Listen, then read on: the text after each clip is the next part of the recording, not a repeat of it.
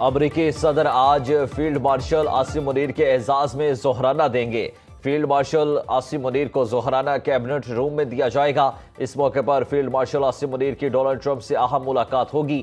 ترجمان white house کے مطابق ظہرانے میں نائب صدر جے ڈی وینس اور ٹرمپ انتظامیہ کے اہم عہدیدار شریک ہوں گے۔ فیلڈ مارشل سید عاصم منیر کا دورہ امریکہ گرم جوشی سے استقبال۔ ISPR کے مطابق فیلڈ مارشل سید عاصم منیر نے امریکہ میں مقیم پاکستانیوں سے خطاب میں کہا، اوورسیز پاکستانی ملک کے سفیر ہیں۔ بیرون ملک مقیم پاکستانی ترسیلات زر، سرمایہ کاری اور دیگر شعبوں میں نمایاں کامیابیوں کے ذریعے پاکستان کی معیشت اور ساکھ میں مثبت کردار ادا کر رہے ہیں۔ فیلڈ مارشل نے اوورسیز پاکستانیوں کی معاشی، سماجی اور عالمی سطح پر خدمات کو سراہا۔ اوورسیز پاکستانیوں نے آپریشن بنیاد و مرصوص کے دوران پاک فوج کی شاندار کارکردگی، بہادری اور پیشہ ورانہ مہارت کی تعریف کی۔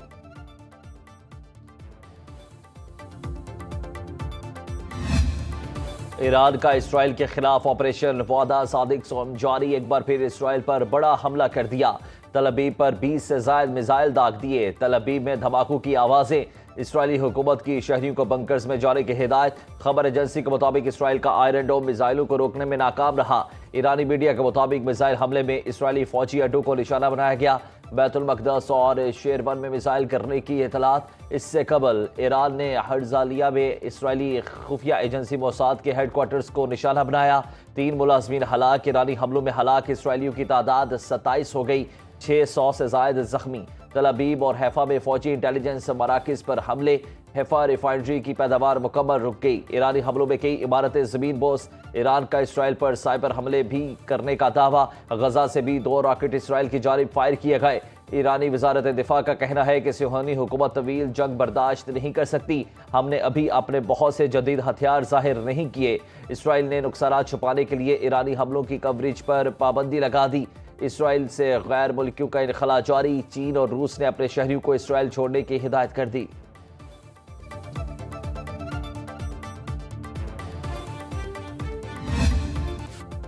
اسرائیل کے تہران سمیت متعدد ایرانی شہروں پر تازہ حملے۔ ایرانی دارالحکومت تہران، اصفہان اور کرج میں دھماکوں کی آوازیں، متعدد شہادتوں کی اطلاع۔ اسرائیل کا اصفہان میں جوہری تنصیبات پر حملہ۔ اسرائیلی میڈیا کے مطابق تہران، اہواز اور تبریز میں فوجی تنصیبات اور میزائل لانچرز کو نشانہ بنایا گیا۔ ایران نے تہران کی فضائی حدود پر اسرائیلی کنٹرول کا دعویٰ مذاق قرار دے دیا۔ ایرانی فورسز نے نیتنز جوہری تنصیب کے قریب اسرائیلی ڈرون مار گرایا۔ تبریز میں اسرائیلی جنگی جہاز F-35 گرانے کا بھی دعویٰ۔ اسرائیل کا خاتم الانبیاء ہیڈ کوارٹرز کے چیف جنرل علی شادمانی کو شہید کرنے کا دعویٰ۔ ایرانی مسلح افواج کے chief of staff Abdul Rahim Moosavi کی اسرائیلی شہریوں کو تل ابیب اور حیفا چھوڑنے کی وارننگ، کہا ایرانی شہریوں کو شہید کرنے والے صہیونیوں کو عبرتناک سزا دیں گے۔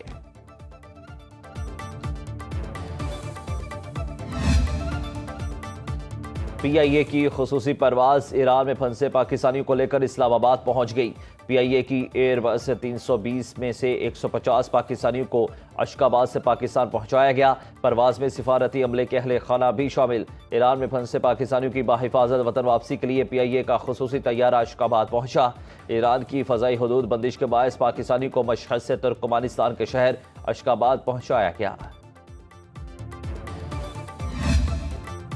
ہمارے صبر کا پیمانہ لبریز ہو گیا، ایران غیر مشروط ہتھیار ڈال دے۔ امریکی صدر ٹرمپ کی نئی دھمکی۔ سوشل میڈیا پر پیغام میں کہا کہ بخوبی جانتے ہیں ایرانی سپریم لیڈر کہاں ہیں۔ وہ آسان ہدف ہیں لیکن ابھی ان کو قتل نہیں کرنا چاہتے۔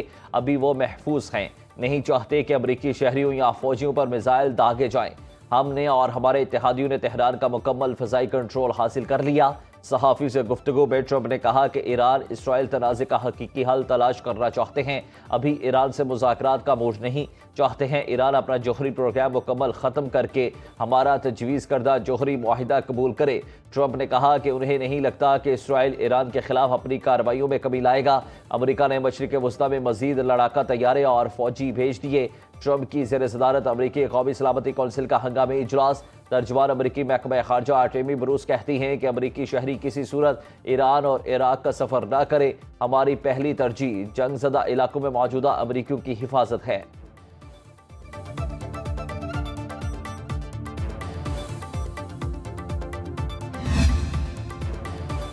ایران جلد صہیونی حکومت پر فتح حاصل کرے گا۔ ایرانی سپریم لیڈر آیت اللہ خامنئی کا ایکس پر پیغام، لکھا اللہ کی مدد اور فتح قریب ہے۔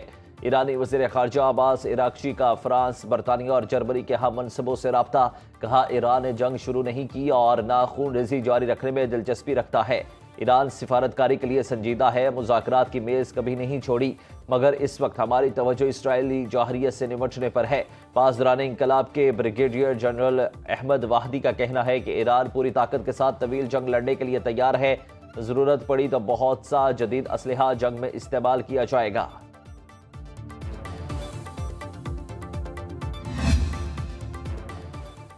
چینی صدر ایران اسرائیل تنازع حل کرانے کے لیے خواہاں، شی جن پنگ کا کہنا ہے کہ ایران اسرائیل تنازع کے حل کے لیے کردار ادا کرنے کو تیار ہیں، ایران کے خلاف اسرائیل کی فوجی کارروائی پر شدید فکر مند ہیں۔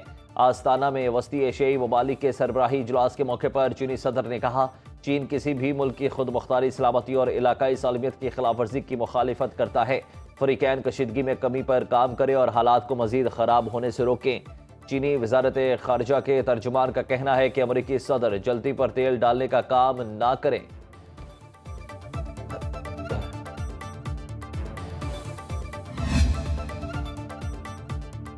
روسی وزیر خارجہ سرگئی لاروف نے کہا ہے کہ ایران کی ایٹمی تنصیبات پر اسرائیلی حملے غیر قانونی، اسرائیلی حملے دنیا کو جوہری تباہی کی طرف دھکیل رہے ہیں۔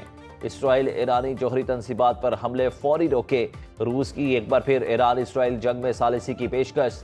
روسی حکومت کے ترجمان دمتری پیسکوف کا کہنا ہے کہ اسرائیل امن مذاکرات میں دلچسپی نہیں رکھتا۔ ایران اسرائیل جنگ شدت اختیار کر گئی ہے، صورتحال غیر متوقع ہو چکی ہے۔ روسی ترجمان کی فریقین سے تحمل کا مظاہرہ کرنے کی اپیل۔ دمتری پیسکوف نے مزید کہا کہ ڈونلڈ ٹرمپ کی بات سے اتفاق کرتے ہیں، G7 سے روس کو نکالنا بڑی غلطی تھی، روس کے بغیر G7 بالکل بیکار ہے۔ امریکی صدر ٹرمپ کی جارحانہ پالیسیوں کے خلاف ان کی اپنی جماعت ریپبلکنز پارٹی میں آوازیں اٹھنا شروع ہو گئی۔ کانگریس میں ٹرمپ مخالف قرارداد پیش۔ قرارداد کے محرک ریپبلکنز رکن تھامس میزی ہیں۔ قرارداد میں کہا گیا ہے کہ ایران پر حملے سے پہلے کانگریس کی منظوری لازمی قرار دی جائے، اس حوالے سے صدر ٹرمپ کا اختیار ختم کیا جائے۔ امریکی قانون کے مطابق کانگریس اگر یہ قرارداد منظور کر بھی لیتی ہے تب بھی ٹرمپ کے پاس قرارداد کو ویٹو کرنے کا صدارتی اختیار حاصل ہے۔ سینیٹر برنی سٹرینڈرز نے کہا کہ جنگ کا فیصلہ کرنا کانگریس کا اختیار ہے، صدر کا نہیں۔ ٹرمپ کو ایران کے خلاف غیر قانونی فوجی کارروائی نہیں کرنی چاہیے۔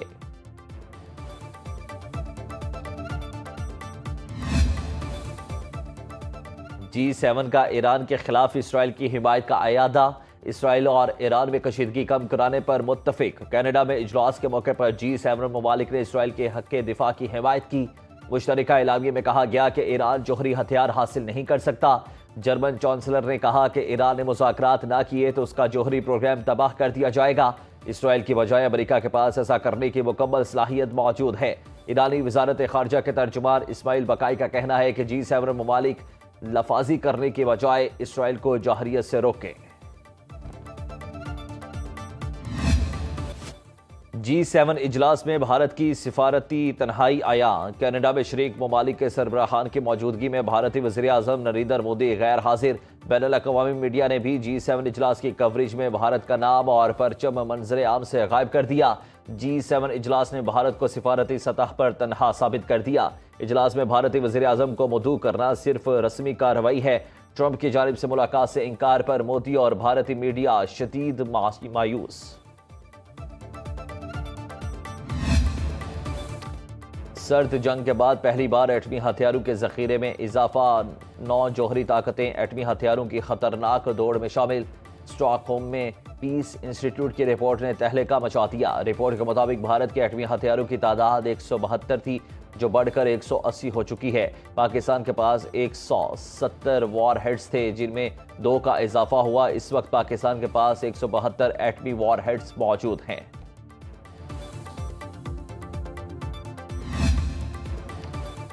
صدر مملکت آصف علی زرداری سے وزیر اعظم شہباز شریف کی ملاقات۔ ملکی سیاسی اور معاشی صورتحال پر گفتگو۔ وزیر اعظم نے صدر کو حالیہ دورہ UAE اور وفاقی بجٹ کے حوالے سے آگاہ کیا۔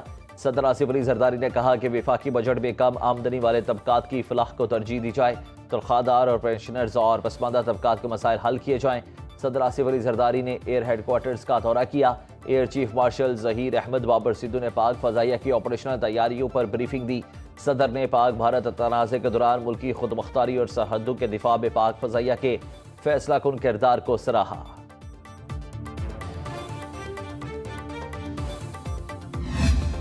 نون لیگ کے صدر نواز شریف کہتے ہیں ایران کے خلاف جارحیت ہو رہی ہے، اس معاملے پر حکومت پاکستان کا موقف حق پر مبنی ہے، ہمارا ایران سے مذہبی تعلق اور ہمسائیگی ہے۔ لندن میں نواز شریف کے اعزاز میں ظہرانہ کہتے ہیں میرے اور شہباز شریف میں کوئی فرق نہیں، وزیر اعظم کوئی بھی ہو اس سے فرق نہیں پڑتا، پاکستان نے بھارتی جوہریت کے خلاف اپنا دفاع کیا، ہماری فوجی صلاحیت ملک کی دفاع کے لیے ہے، پاکستان کے لیے سب کو مل کر کام کرنا چاہیے۔ نواز شریف کا دورہ برطانیہ مکمل کر کے کل پاکستان واپس روانہ ہوں گے۔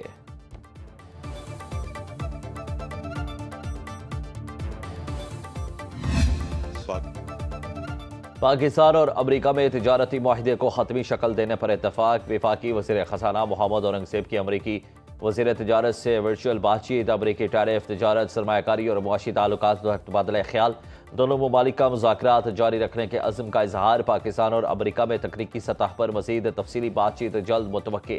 وفاقی وزیر خزانہ محمد اورنگزیب کا کہنا ہے کہ برآمدات بڑھانے اور صنعت کی بہتری کے لیے اقدامات کر رہے ہیں، پاکستان اور امریکہ مختلف شعبوں میں تعاون کو مزید فروغ دیں گے۔